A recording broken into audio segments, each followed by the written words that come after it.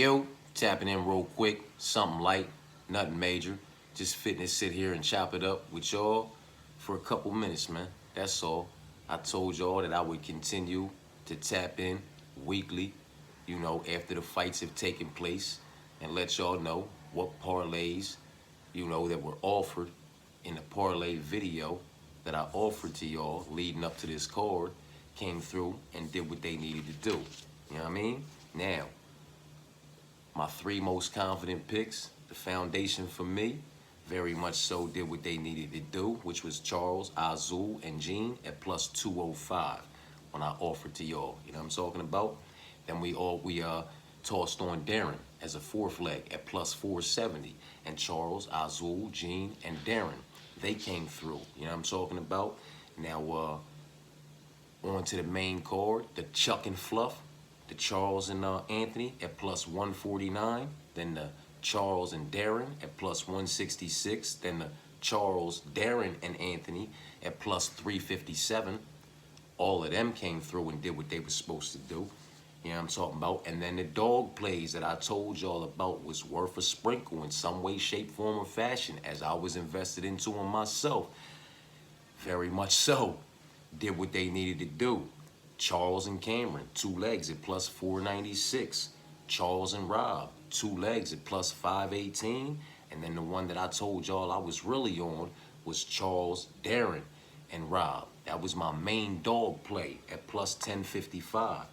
Those are the parlays that were offered in the parlay video that came through and did what they needed to do. As far as the all favorites and all that are concerned, obviously, they were unable to do what they needed to do. They had Robellis wrapped in them, Kyler wrapped in them, or Jake wrapped in them, in some way, shape, form, or fashion. One of them or all of them were wrapped up into those all favorite parlays. So, very much so why I say and I stress to stay away from the first fight of the night, which also happened to be a heavyweight fight with question marks on it. You know what I mean? I said it in the video before this shit happened, man. You know what I mean? It's the first fight of the night. It's heavyweight MMA. It's question marks on both sides. It's one heavyweight who already fumbled the bag as a significant favorite, and another heavyweight on the other side who already cashed as a significant underdog in the past. So many reasons for it to be a complete pass. You understand what I'm saying to you? So it is what it is, man. It's why it wasn't locked up in the main picks. Stay away from the first fight of the night. I don't care who it is. Stay away from the last fight of the night. Heavyweight MMA, women's MMA, individuals making their UFC debut, individuals minus 500 or above, or just unnecessarily priced for absolutely no reason, you know what I'm talking about, and individuals that you have question marks on. And for me, when I trimmed all that unnecessary fat away, it left me with Charles, Azul, and Gene. You know what I'm talking about? And they were at decent money lines to be parlayed together for decent payouts. And they did what they needed to do. So attaching the Darren to him, attaching Rob to him, as dog plays, all that shit worked out. You know what I mean? The dog plays on the main card, man. Cameron, boy. Cameron and Charles, man. Charles and Rob.